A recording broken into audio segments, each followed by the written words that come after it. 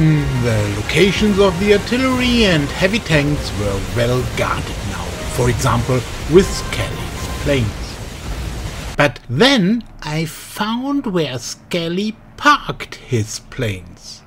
I slowly sniped them away and was able to take the next bases a little less endangered. I don't show the single battles in detail, because they were without resistance and therefore boring. Interesting is the development on the minimap.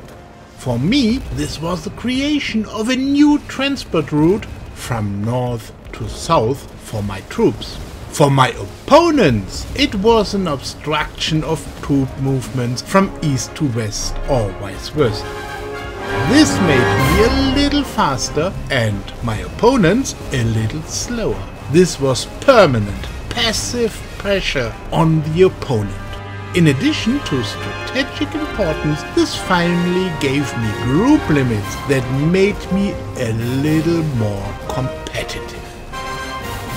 In the middle of this phase, my opponents renamed themselves again. What was initially called Top Guns and then One Army was now called Vanguard. But it was still the same alliance with the same players.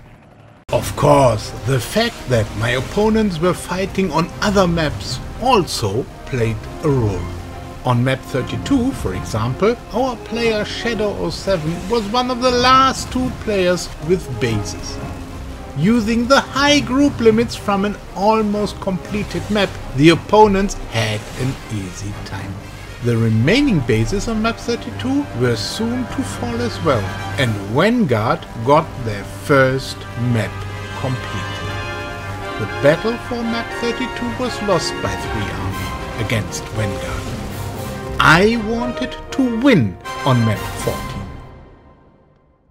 But exactly this battle on map 14, my opponents had not given up yet. They continued to take bases on map 14 to give them to additional players and thus bring even more power to the map. So I had to help poor Hannes. Not that I would have known him. The Alliance team was not allied with us in any way. My help was exclusively aimed at weakening my opponents. What they lost in this attack, they could not use against me.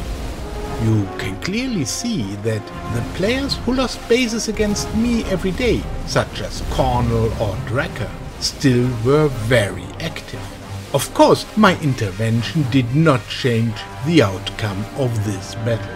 Against 7 simultaneously active players, I had little chance of success.